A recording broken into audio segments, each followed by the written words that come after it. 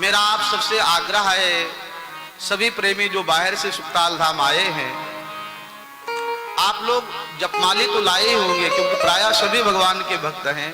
माला जपमाली सब लोग लाए होंगे। कल से कथा में, क्योंकि अपना कथा का जो अनुष्ठान है वो कल से विशेष रूप से प्रारंभ होगा। आज के कथा में सबसे पहले प्रातःकाल नांदी मुख श्राद्ध का पूजन किया गया। यज्ञशाला में भगवान गणेश, माता गौरी का पूजन किया गया, कलश का पूजन हुआ। उसके बाद हम सब लोगों ने शोभा यात्रा, जल यात्रा की, और आज का दिन महात्म्य के रूप में ही रखा गया है। आज हम सब लोग सिर्फ कथा का महत्व जानेंगे और कथा कैसे सुननी चाहिए यह सीखेंगे, और उसके बाद में 7 दिन तक इस श्रीमद् भागवत महापुराण के ग्रंथ का हम सब लोग दर्शन करेंगे। आप सभी प्रेमी जो भी बाहर से आए हैं, जो यहाँ के हैं, अपना माला जपमाली हाथ में रखिए और माला जपते जाइए। जो आपके इष्ट देवता है, उन इष्ट देवता का मंत्र आप स्मरण करते रहे। पहली श्रद्धा अपने इष्ट में होनी चाहिए, दूसरी श्रद्धा अपने आचार्य में होनी चाहिए। भगवान में श्रद्धा हो, आचार्य में श्रद्धा हो, और तीसरा स्थान में श्रद्धा होनी चाहिए। यह जो स्थान है इसका बड़ा महत्व है। यही कथा आप अगर अपने घर में सुने तो उसका जो फल प्राप्त होगा का उसका 1000 गुना फल या सुखताल की भूमि में प्राप्त होगा। आप अपने नगर में, गांव में कथा सुनते हैं, सुनते ही होंगे, लेकिन उससे 1000 गुना अधिक फल यहाँ सुखताल की भूमि पर बैठ करके कथा सुनने से मिलेगा। यहाँ का कण कण श्री सुखदेव भगवान का स्वरूप है। मैं तो आज जब गया, बट वृक्ष के नीचे भी हम सब लोग शोभा यात्रा में गए हुए थे, तो वहां बट वृक्ष के नीचे जब बैठे तो मुझे याद आया कि किस प्रकार श्री सुखदेव भगवान यहाँ बैठे होंगे, कथा की होगी। राजा परीक्षित श्रद्धालु बन के बैठे होंगे, हजारों हजार संत महात्मा यहाँ पर जिज्ञासु बन के बैठे थे कि भगवान की कथा सुनने को मिलेगी। वह समय याद आया तो अनायास आंखों से आंसू निकल पड़े। किस जन्म का यह पुण्य है जो हम लोग इस भूमि पर आ पाए। उसके वृक्ष के पत्ते पत्ते में सुखदेव भगवान का निवास लगता है। उस बट वृक्ष में आज भी बहुत से तोते रहते हैं, यहाँ की विशेषता। शुक्रताल में और भी बट वृक्ष हैं यहाँ, लेकिन अन्य बट वृक्षों में तोता नहीं रहते हैं। उस बट वृक्ष में आज भी बहुत से तोते रहते हैं। आप जाना, वहां दर्शन करना। श्री सुखदेव भगवान यहाँ कण कण में रहते हैं, तो स्थान के प्रति श्रद्धा हो। यहाँ अधिक से अधिक मौन रहने का प्रयास करिए। जब कोई आवश्यकता हो तभी बोला जाए, बिना आवश्यकता के बात न करें, क्योंकि हम लोग यहाँ व्यवहार निभाने नहीं आए हैं, हम लोग यहाँ परमार्थ बनाने आए हैं। अरे व्यवहार करने के लिए, पंचायत करने के लिए घर ही पर्याप्त था, यहाँ आने की क्या जरूरत थी। अगर पंचायत ही करनी थी तो हमारा घर अच्छा था। यहाँ वही बात बोले और वही सुने जो हमारे लिए कल्याणकारी हो। स्थान के प्रति श्रद्धा हो। यहाँ जब आप आए हैं तो यही अनुभव करें, वही समय चल रहा है जो सुखदेव भगवान राजा परीक्षित को कथा सुना रहे थे। हम लोग उसी में सम्मिलित हैं, और जब श्रद्धा होगी तो स्वतः आपका मनोरथ पूर्ण हो जाएगा, जो आपकी इच्छा होगी वह पूर्ण हो जाएगी। तो स्थान कौन सा है का श्रीमद् भागवत कथा का प्रारंभ सबसे पहले नैमिषारण्य में हुआ है। श्री वेदव्यास जी महाराज कहते हैं, नैमिषे सूतमासीनम् अभिवाद्य महा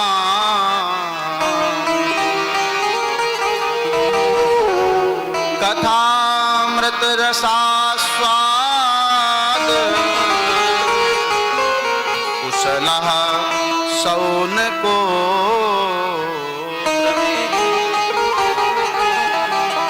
नैमिषारण्य में 10,000 वर्ष का एक विशाल सत्र चल रहा है, अनुष्ठान चल रहा है। उस विशाल सत्र में 1000 वर्ष के अनुष्ठान में महात्मा लोग विचार करते हैं कि हमारा प्रातः काल का समय तो हवन में निकल जाता है, मध्याह्न का जो हमारा समय बचता है उसका सदुपयोग कैसे करें। उन सभी संतों ने विचार किया क्यों ना हम सब लोग किसी के द्वारा कथा श्रवण करें, क्योंकि कथा जो है यह हमारे मन की व्यथा को मिटा देती है। कथा का अर्थ क्या है? का जो व्यथा को मिटाए उसका नाम है कथा। दूसरा अर्थ कम माने भगवान, कम ब्रह्म, जो भगवान को हृदय में ला करके विराजमान कर दे उसका नाम कथा है। तीसरा अर्थ कहा जो भगवान का प्रेम जागृत करा दे उसका नाम कथा है। किसी ने पूछा महाराज हम लोग इतनी कथाएं सुनते हैं, कथा का फल क्या है? कोई पूछ ले कि आखिर इस कथा को जो सुना जा रहा है इसका फल क्या मिलेगा? का इस कथा का फल कथा ही है, क्योंकि भगवान में और कथा में कोई अंतर नहीं है। बोलो राधे राधे। शब्द क्या है? शब्द ब्रह्म है। शब्द हमें सुनने को मिल रहा है, इसका मतलब भगवान का ही दर्शन हो रहा है। शब्द दिखाई नहीं पड़ता, शब्द हमको अनुभूति होती है, ऐसा बोला जा रहा है, कान के द्वारा उसका अनुभव करते हैं। शब्द दिखाई नहीं पड़ेगा लेकिन वो इस वायुमंडल में घूम करके हमारे कानों के द्वारा हमारे हृदय में प्रविष्ट हो जाएगा और हृदय में प्रविष्ट होकर के वह भगवत प्रेम जागृत करा देगा। इसका नाम है कथा। चाहे जैसा थका हुआ व्यक्ति हो, आप कथा लिखिए और उसका उल्टा कर दीजिए, क्या हो जाएगा? थाक। कथा का उल्टा थाक। जो जीवन की थकान मिटा दे उसका नाम है कथा। विश्राम मिल जाएगा, आराम मिल जाएगा और आनंद मिल जाएगा जब आप भाव से कथा सुनेंगे। बोले भागवत भगवान की जय। ये कथा प्रारंभ कहा हुई उसका वर्णन किया। नैमिषे सूतमासेनम् अभिवाद महाते कथामृत रसास्वाद कुशलः शौनको।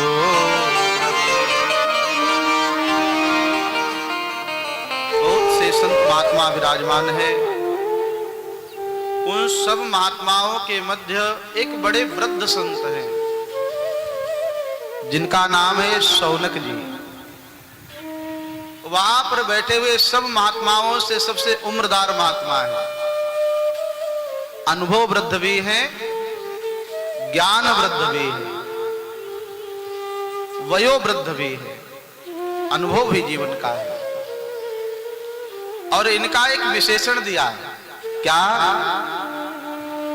कहा? ये भगवान श्री कृष्ण की कथा सुनने में कुशल है। कथा मृत रसास्वाद कुशलः।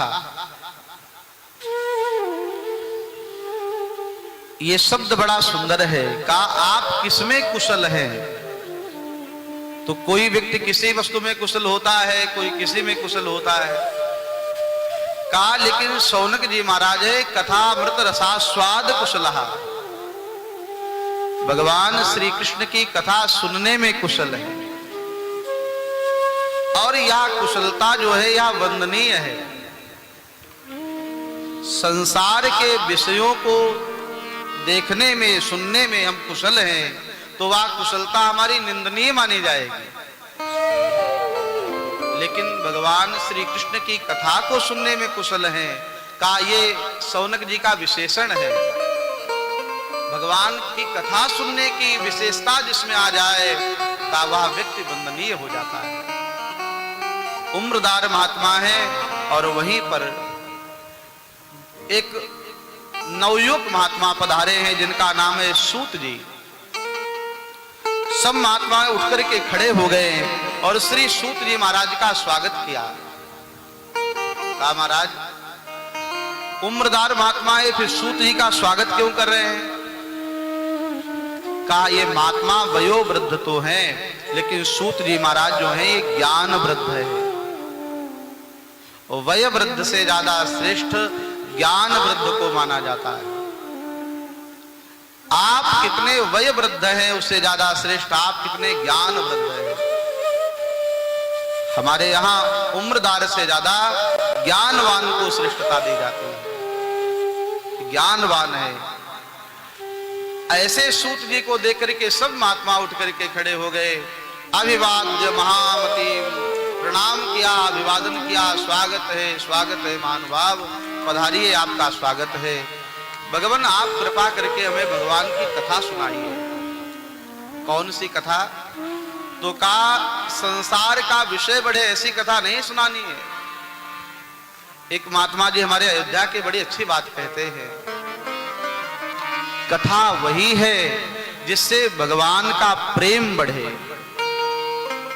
अगर भगवान का प्रेम बढ़े, न बढ़ा तो मैंने कुछ कहा नहीं और आपने कुछ सुना नहीं, सुना का सब व्यर्थ हो गया। किसी कन्या का विवाह जब होता है तो विवाह की सभी तैयारियां की जाती हैं।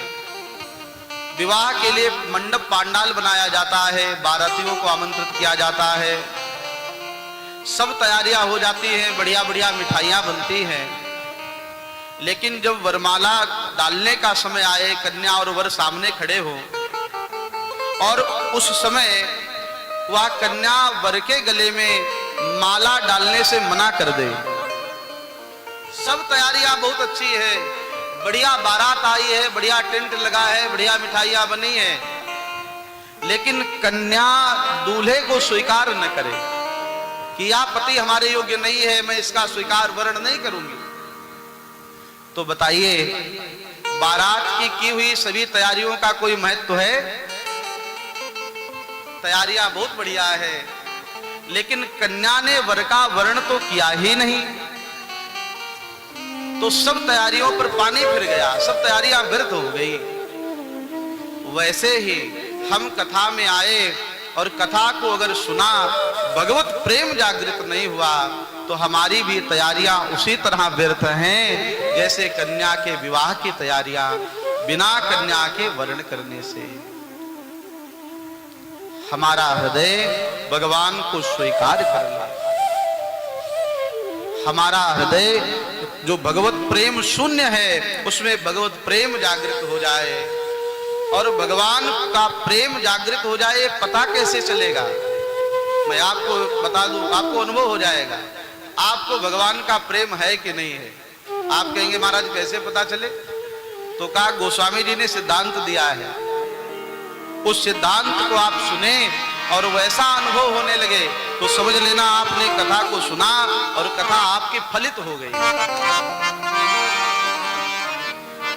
मम गुण गावत पुलक शरीरा, मम गुण गावत पुलक शरीरा, गावत पुलक शरीरा, मम गुण गावत पुलक शरीरा।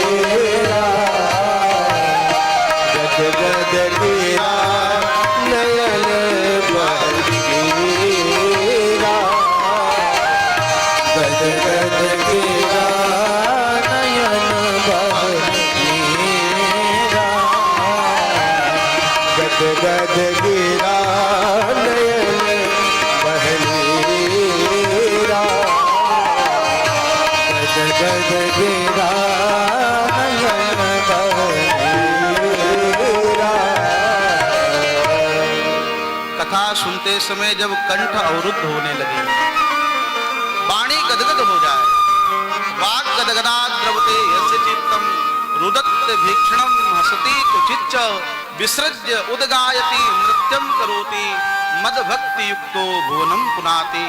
भगवान एकादश स्कंद में कहते हैं उद्धव जी से, हे उद्धव जी, मेरी भक्ति का लक्षण क्या है?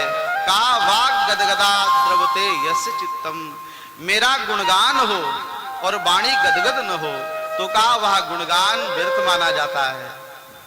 वाक् गदगदा द्रवते यस्य चित्तम, चित्त द्रवित हो जाए, कथा सुनते समय रोमांच हो जाए, आंखों से आंसू निकल आए, कोई बात ऐसी लगे हमारा हृदय पिघल जाए। मम गुण गावत पुलक शरीरा गदगद गिरा नयन बह नीरा। जब ये लक्षण दिखाई पड़ने लग जाए तब समझ लो हमने कथा को सुना है और कथा हमारी फलित हुई है। तो सूत जी महाराज बैठे हैं, शौनक जी ने प्रणाम किया, कहा महाराज आप ऐसी कथा सुनाइए जिससे अज्ञान हमारा समाप्त हो जाए। अज्ञान ध्वांत विध्वंस कोटि सूर्य सम प्रभ, सूताख्याहि कथा सार मम कर्ण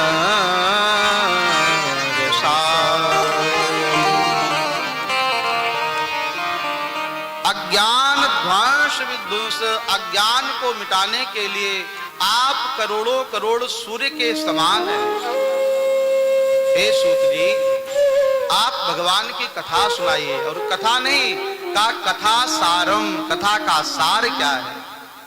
और उस कथा सार को सुनने के लिए मम कर्ण रसायनम, हमारे जो कर्ण हैं या सुनने के लिए व्याकुल हो रहे हैं, हमारे एक भगवान की कथा सुनने के लिए कान तरस रहे हैं, आप हमें भगवान की कथा सुनाइए। भक्ति ज्ञान बढ़े, वैराग्य बढ़े, विवेक बढ़े, ऐसी कथा सुनाओ। महाराज मैं जानता हूं चिंतामणि मिल जाए तो व्यक्ति को लौकिक भौतिक पदार्थ प्राप्त हो सकते हैं। चिंतामणि की विशेषता है, अगर किसी को प्राप्त हो जाए तो चिंतामणि को प्राप्त होने से जो आप चाहेंगे वह मिल जाएगा। आप कहें मेरा बढ़िया मकान बन जाए तो बन जाएगा, आप कहें खाने के लिए बढ़िया पकवान चाहिए तो तुरंत मिल जाएंगे। चिंतामणि कल्पवृक्ष कामधेनु ये हमारी कामना को पूरा करते हैं।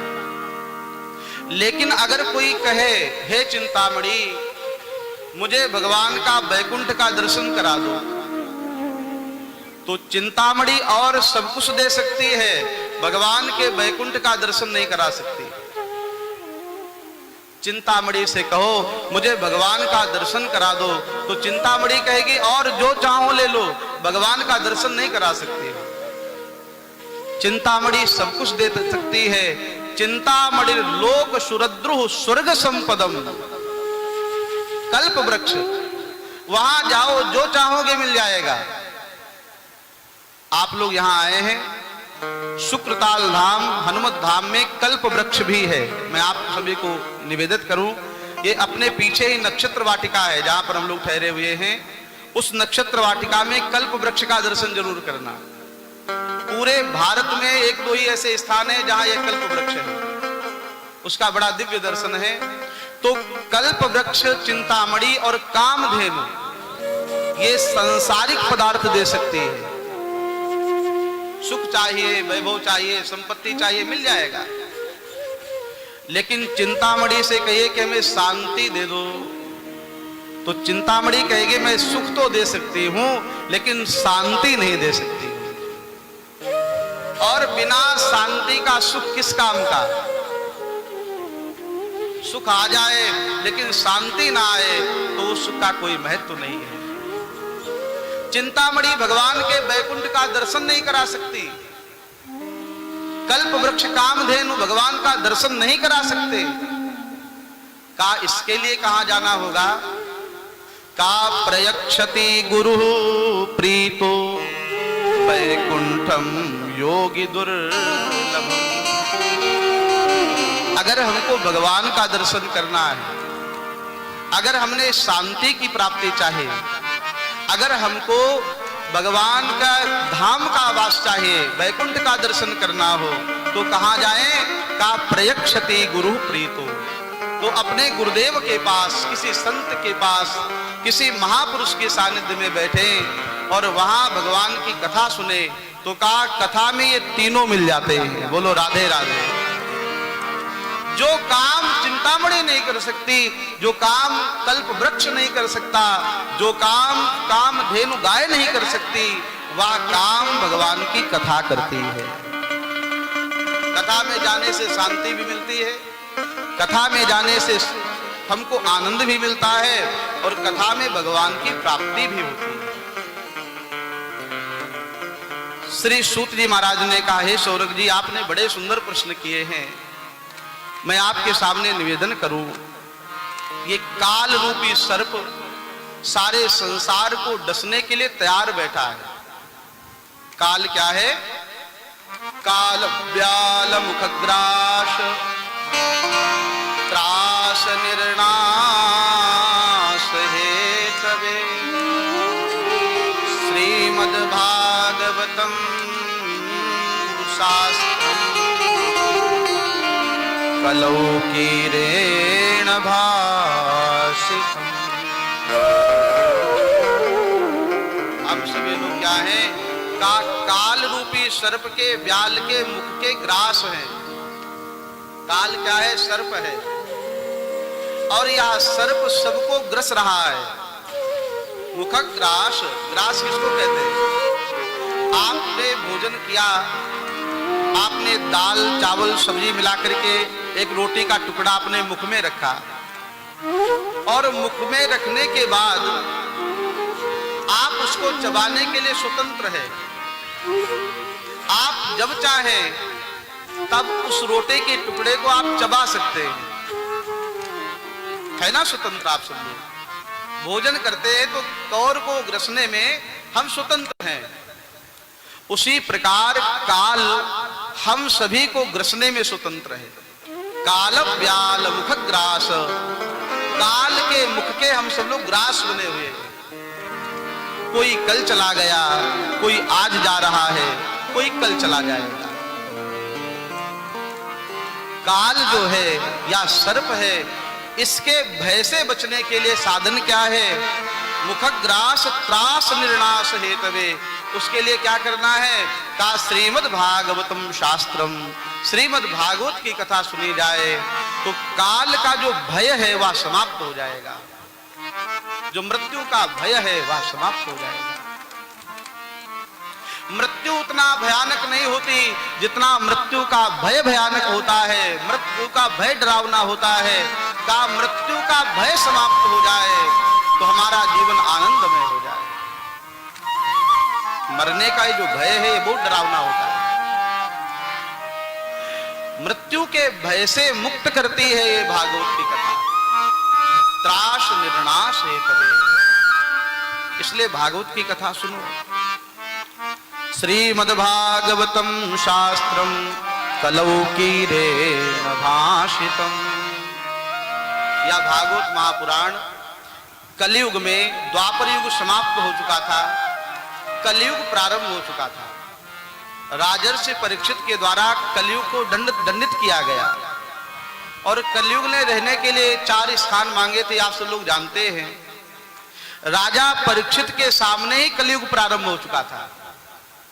राजर्षि परीक्षित ने कलयुग को मारने का भी प्रयास किया, लेकिन कलयुग ने कहा महाराज मेरा तो समय है, मैं तो रहूंगा। ऐसे कलयुग के भय से बचने के लिए श्री सुखदेव भगवान ने राजर्षि परीक्षित को श्रीमद् भागवत महापुराण की कथा सुनाई। गंगा का किनारा, सुखताल धाम, बट वृक्ष की पावन छाया, वहां सुखदेव भगवान कथा सुना रहे हैं। और एक आश्चर्य हुआ। आश्चर्य क्या हुआ? का जैसे ही भागवत की कथा प्रारंभ हुई, देवता अमृत का कलश लेकर के उस सभा में उपस्थित हो गए। श्री सुखदेव भगवान ने देखा ये तो देवता पधारे हैं। और कहा देवता ऐसे होते ना बिना स्वार्थ के कहीं नहीं जाते। सुधा कुंभम गृहीत्वैव, वहां पर देवता अमृत का कलश लेके आए। देवात सत्र समागमन, श्री सुखदेव भगवान ने कहा देवताओं आप बिना स्वार्थ के कहीं जाते नहीं, यहां बिना कारण के आना कैसे हुआ है? देवताओं ने कहा महाराज हम आपके द्वारा श्रीमद् भागवत की कथा सुनने के लिए पधारे हैं। कहा तुम्हारे हाथ में क्या है? कहा ये हमारे हाथ में अमृत का कलश है। ये क्यों लाए हो? कहा ये अमृत का कलश इसलिए लाए हैं, राजा परीक्षित को 7 दिन में मृत्यु का श्राप लगा हुआ है। समीक ऋषि के पुत्र ने श्राप दिया हुआ है, 7 दिन के बाद तक्षक नाम का सर्प आएगा और राजा परीक्षित को डस लेगा, और उस मृत्यु से निवारण के लिए राजा परीक्षित कथा सुन रहे हैं। तो आप ऐसा करिए, ये अमृत का कलश आप ले लो, अमृत आप पी लो, और ये कथा अमृत हमको पिला दो। राजा परीक्षित अमृत पी लेंगे, अमर हो जाएंगे, और हम सब लोग कथा सुन लेंगे। अब आप विचार करो कथा का महत्व कितना है। देवता अमृत लेकर के आए हैं, और ये अमृत कौन सा है? कहा जिसके लिए कितने बार देवासुर संग्राम हुआ है, जिसके लिए देवता मरने मारने के लिए तैयार रहते हैं, जिस अमृत को प्राप्त करने के लिए देवताओं ने समुद्र मंथन किया था, ये वही अमृत है। जिस अमृत को देवताओं ने दैत्यों को नहीं दिया उसके लिए युद्ध हुआ है, वहां दैत्यों को नहीं दिया, और यहां राजा परीक्षित को बड़ी उदारता के साथ पिलाने के लिए आए हैं। कहा महाराज ये अमृत ले लो। तो सुखदेव भगवान कहने लगे स्वकार्य कुशलासुरा, हे देवताओं आप तो अपना कार्य साधने में कुशल रहते हैं, यहां आपकी इतनी उदारता क्यों? तो देवता कहने लगे महाराज हमारे वैकुंठ में और तो सब है, भगवान की कथा नहीं है। कथा का महत्व आप समझिए। कथा इतनी ज्यादा हो रही है आजकल कि लोगों ने कथा के महत्व को ही समाप्त कर दिया। कथा का महत्व कितना है? का स्वर्गे सत्ये च कैलासे वैकुंठम नास्तयम रसः। कथा का महत्व कितना है? का स्वर्ग में ये कथा प्राप्त नहीं होती, सत्यलोक में ये कथा प्राप्त नहीं होती, ये भागवत की कथा कैलाश में प्राप्त नहीं होती, या कथा सिर्फ मृत्यु लोक में प्राप्त होती है, और यह मनुष्य ही श्रवण कर सकता है। कितना महत्व इस कथा का इसलिए देवता भी कथा सुनने के लिए इस पृथ्वी लोक पे आए हैं, और हम लोग भी यहाँ कथा सुनने के लिए आए हैं। हरे कृष्णा